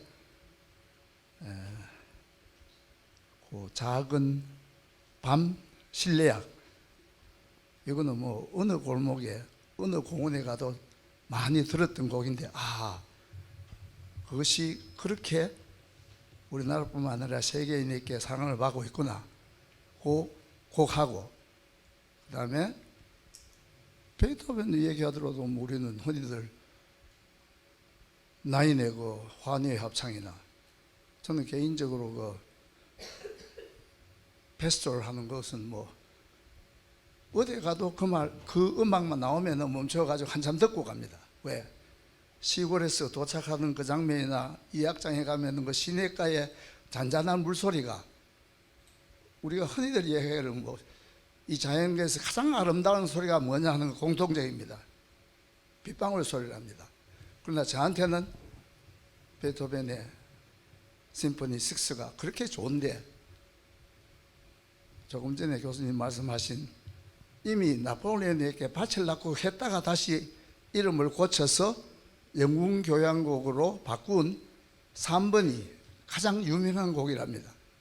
그 두 음악에 대한 간단한 총평을 해주시면 고맙겠습니다. 6번 교향곡하고 자, 3번하고 좀 비교해 3번 달라요. 교향곡이 네. 모차르트의 오늘 우리가 들었던 그 작은 마을 밤 얘기, 그 다음에 두 번째는 베토벤의 영웅 교향곡. 영웅 교향곡이 제일 유명한 곡은 아니고요. 영웅 교향곡은 그런 어떤 나폴레옹과의 연관성으로 인해서 제가 그걸 말씀을 드린 거였고, 베토벤에서는 제가 본다면 가장 유명한 곡은 운명 교향곡이 아닐까 싶습니다. 그 네 마디의 모티브가, 그런데 각각의 곡마다 베토벤이 원하는 자기가 하고자 하는 말들이 다 다릅니다. 그러니까 예를 들어 3번 교향곡에서는 그 자기가 나폴레옹에게 실망을 하는 바람에 2악장을 장송행진곡으로 적었습니다. 그래서 그런 식으로 그러니까 각각마다 다 특징들이 다 있기 때문에 각각의 곡들을 어떤 곡이 더 유명하고 그건 아니지만 한국인이 좋아하는 걸로 꼽히는 걸로는 5번 교향곡이 제일 꼽히고요. 그다음 12월 말이 되면 가장 많이 나오는 것이 9번 교향곡 합창입니다. 그래서 6번 교향곡도 굉장히 좋은데 6번 교향곡은 우리가 보통 서양 음악사적으로 본다면 이건 5악장으로 돼 있습니다. 그래서 좀 독특하게 돼 있다든가 아니면은 그 자기가 귀가 안 들리지만 그 옛날에 들었던 시내가에서의 소리나 이런 것들을 곡에다가 그 곡의 그 악보에 적어놨습니다. 나는 이 곡을 이런 시내가의 물소리나 이런 걸 생각하면서 적었다라는 그 표제를 적게 됩니다. 그러니까 이렇게 들어주시오라는 그냥 형식으로 듣지 말고 자기가 원하는 내용을 적고 이런 걸 위해서 이 음악을 작곡했으니까 당신들도 이런 느낌이 들게 들으시오라는 표제 음악적인 형식을 가지거든요. 그래서 이런 형식이 낭만주의 시대에 오면 그런 거의 대부분의 사람들이 자기의 주관성을 나타내기 위해서 제목이나 그런 글들을 남깁니다. 이 곡은 그냥 듣는 게 아니라 나는 이런 현상을 위해서 이런 줄거리를 위해서 쓴 거니까 당신들도 이렇게 들으시오라는 새로운 시도인 표제 교향곡이 나오는 시초입니다. 그래서 각각마다 굉장히 중요하게 이렇게 설명이 될 수 있는 곡들이어서 좀 다양하게 들을 수 있고 모차르트의 경우에 그 작은 밤의 음악은 그 시절에 귀족이나 이런 분들이 가장 소규모의 우리가 말하는 실내악으로 들을 때 가장 많이 듣는 연주하는 그런 형태였습니다. 그래서 두 개를 같이 비교하는 건 쉽지는 않을 것 같고요. 어떻게 소규모의 이런 각각의 실내악이라고 하는 게 사실은 제일 어렵습니다. 예를 들어서 어떤 곡 좋아하세요라고 물었을 때 난 무슨 곡 좋아합니다. 무슨 곡 좋아합니다 하는데 예를 들어서 나는 현악 사중주 제일 좋아합니다. 이러면 매니아군 인정입니다. 왜냐하면 현악 사중주는 현악기가 4개가 나오는데 그 현악기가 각각의 4명이 어우러지면서 소리를 내기 때문에 제일 좋아하는 매니아층의 사람들은 제일 첫 번째로 꼽는 게 교향곡이 아니라 실내악입니다. 현악 사중주. 왜?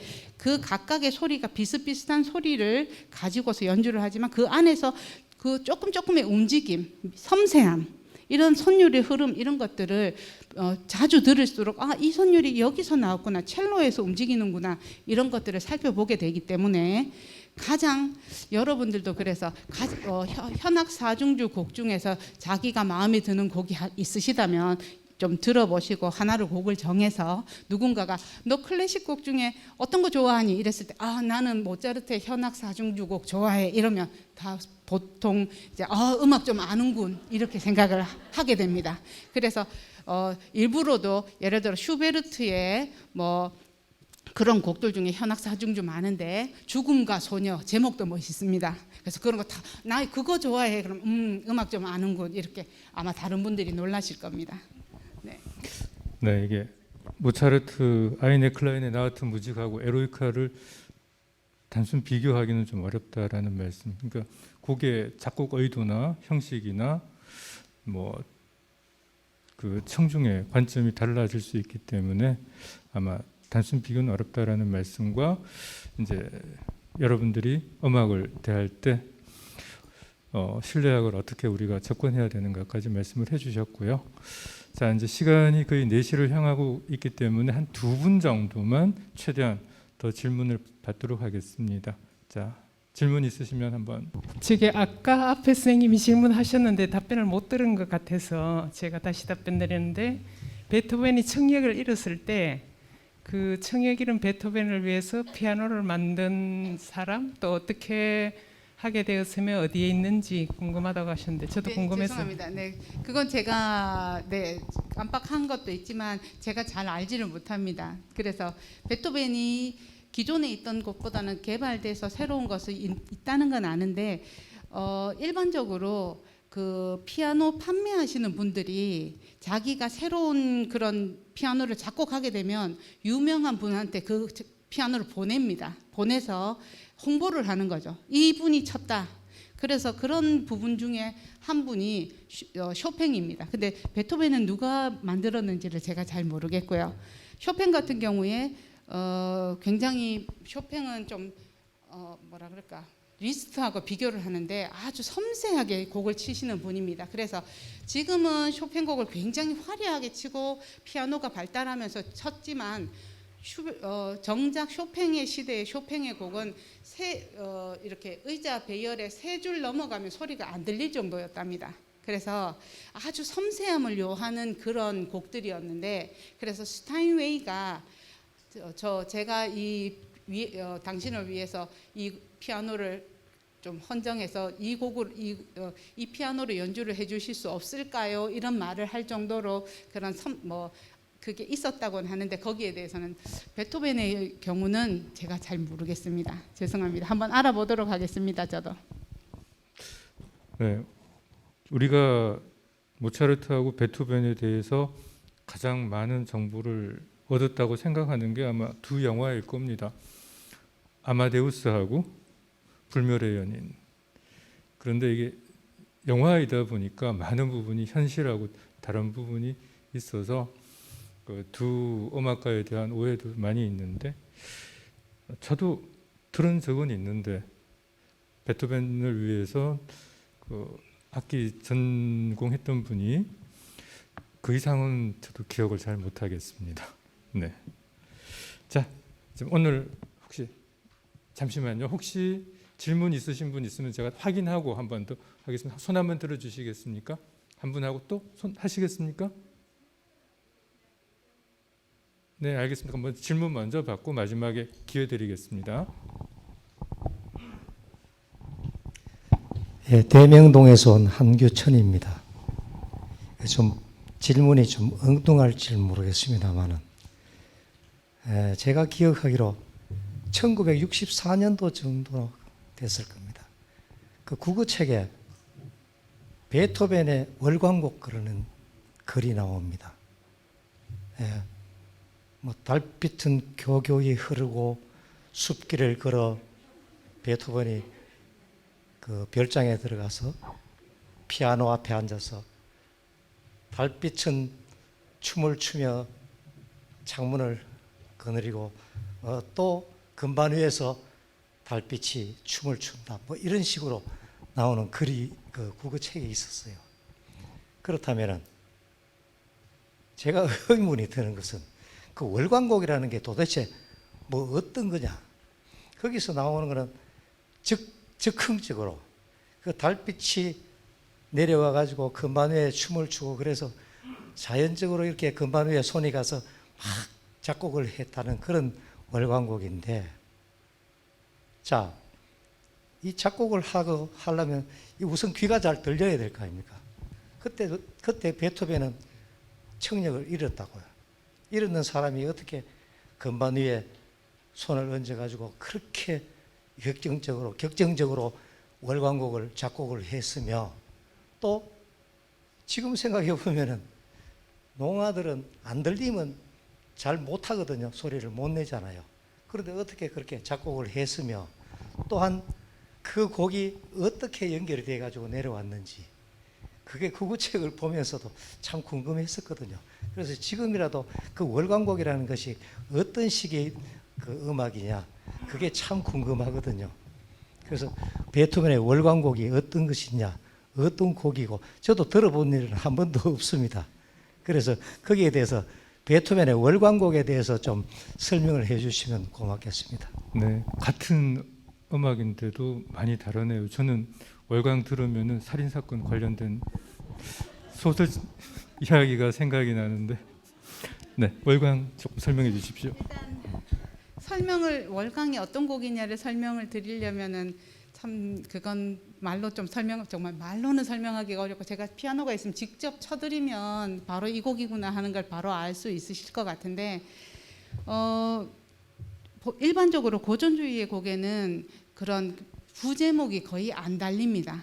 그냥 1번, 2번, 3번 객관적으로 나가게 되는데, 베토벤에 와서 자기 표현을 하다 보니 그 부제가 달리는 경우가 많습니다. 월광, 폭풍, 비창 뭐 이런 식으로 달리는데, 베토벤이 자기가 그 생각을 하고 직접 그렇게 제목을 붙인 경우도 있지만 거의 대부분은 출판사에서 이 곡을 듣고 그 느낌을 월광 이렇게 뭐 비창 이렇게 적는 경우가 많습니다.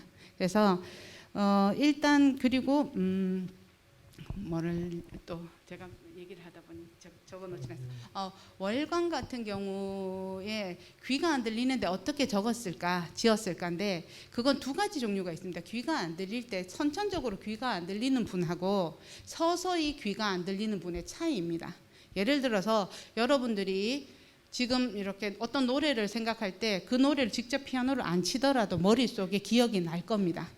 그래서 뭐 예를 들어 어떤 노래가 갑자기 뭐 우리만 남은 뭐 이런 노래를 부른다면 그걸 직접 노래를 안 부르더라도 머릿속으로 그 소리들이 다 들어 있는 겁니다. 소리가 이렇게 어떻게 흘러갈 것이다. 그래서 베토벤 같은 경우는 어릴 때부터 전문 연주가로 그런 자기가 훈련을 많이 해놨기 때문에 이 건반만 봐도 아마 어떤 곡을 내가 치고 있을 때 이런 소리가 날 것이다, 이런 다양한 소리들을 아마 잘 기억하고 있을 겁니다. 그래서 가능한 일이지 처음부터 아무래도 장애가 있었다면 있을 수가 없는 일이 아니었을까 하는 생각이 듭니다. 네, 같은 내용으로 영화 한번 인용해 보면 불멸의 연인 마지막에 그 합창교향곡 연주하는 장면에서 베토벤은 악보만 보면서 음악의 흐름을 이해하고 있는 장면이 나오는데 이 베토벤이 처음부터 못 들은 것이 아니고 30대 넘어가면서 이제 장애를 가지기 시작했기 때문에 그 이전의 경험을 가지고 또 악보를 마음대로 요리할 수 있는 분이기 때문에 그것만으로도 충분히 음악에 대한 감은 있었을 걸로 볼 수 있을 것 같습니다. 자, 마지막 말씀할 수 있는 기회 드리겠습니다. 네, 안녕하세요. 저는 대구 실내악 주간단체 대구 챔버페스트 대표 임진형입니다. 먼저 최 선생님 만나 뵈서 너무 반갑고요. 저도 영국에서 음악학을 공부하고 왔습니다. 지금 뭐 계대 뭐 다른 대학교 또 구립 도서관에서도 음악 강의를 하고 있는데 저도 이런 제일 처음에 질문을 되게 많이 받아요. 어떻게 우리가 클래식 음악과 친해질 수 있을까? 그거를 항상 어디를 가든지 그런 질문을 제일 먼저 받는데요. 저도 고민을 좀 해봤는데 우리가 바로 그 모차르트나 베토벤으로 바로 다이렉트하게 가지 말고 다른 사람들이 우리가 주위에 잘 알고 있는 친근하게 잘 알고 있는 다른 사람들이 그 클래식 음악을 어떻게 보는가도 그 루트를 통해서 가는 것도 괜찮다고 저는 생각합니다. 그래서 예를 들어서 모차르트면 아인슈타인으로 가서 아인슈타인은 나에게 죽음은 모차르트를 못 듣는 거라고 그렇게 얘기를 할 만큼 그리고 또 그 아인슈타인의 상대성 이론도 내가 음악으로 모차르트 연주를 하면서 거기에서 그 직감을 얻어가지고 상대성 이론이 나왔다 그렇게 얘기할 만큼 왜 아인슈타인은 모차르트를 이렇게 좋아했을까? 예를 들어서 또 베토벤인 경우는 니체를 가는 거죠. 베토벤이 니체가 자기가 얘기했던 그 위버맨시 초인 4명을 그 중에 한 명이 베토벤이었거든요. 그래서 그런 식으로 좀 가면은 이렇게 루트를 우리가 알고 있는 인문학에서 다른 쪽으로 그렇게 음악으로 바로 가지 않고 그런 쪽으로 조금 우회해서 가는 건 어떨까? 뭐 우리가 잘 알고 있는 피천득 시인도 내가 지금 이 순간 베토벤 교향곡 9번을 듣는다는 것은 얼마나 찬란한 일인가 이런 식으로 그 문학고 시 한 소절에서도 우리가 그 음악으로 베토벤으로 가는 그 루트가 된다는 거죠. 그렇게 너무 음악으로 바로 다이렉트하게 가지 말고 조금씩 우회하면서 가는 것도 저는 오히려 이게 더 나한테 내가 조금씩 어태치 되면서 개인적으로 더 잘할 수 있는 방법이 아닐까 한번 의견을 내봤습니다. 예, 감사합니다. 네, 감사합니다. 고전을 읽어라, 고전을 들어라, 감상하라고 할 때 항상 접하는 문제점들입니다. 고전이라는 말이 들어있으면은 그것을 즐기기 위해서는 어느 정도의 또 연습이, 노력이 필요한 부분들이 반드시 있기 때문에 방금 우리 선생님께서 말씀하신 대로 직접적으로 음악을 접하는 것도 방법이지만 다른 길을 찾아서 애둘러 갈 수도 있는 방법이기도 한 것 같습니다. 유홍준 교수가 나의 문화유산 답사기에서 이렇게 인용을 했는데 사랑하면 알게 되고 알게 되면 보이나니 그때 보이는 것은 처음 것과 같지 아니하다. 네, 사랑을 해서 알게 되는 것인지 알게 돼서 사랑을 하는 것인지 순서는 저도 잘 모르겠습니다만 어쨌든 관심을 가지면은 좀 더 가까워지는 길이 보이기는 하는 것 같습니다. 자, 이 가을날 긴 시간 우리 방영과 토론에 참석해 주신 여러분께 감사드립니다. 자, 오늘 함께 해주신 최태경 교수님께 다시 한번 크게 박수 부탁드리겠습니다. 죄송합니다. 제가 이름 헷갈렸네요. 최혜경 교수님. 네. 자, 다음 시간부터는 이제 본격적으로 칸트에 대해서 코페르니쿠스 전후의 이야기가 나옵니다. 네, 다음 주에도 이렇게 함께 참석해 주셔서 좋은 시간 함께 가졌으면 좋겠습니다. 네, 수고 많이 하셨습니다. 감사합니다.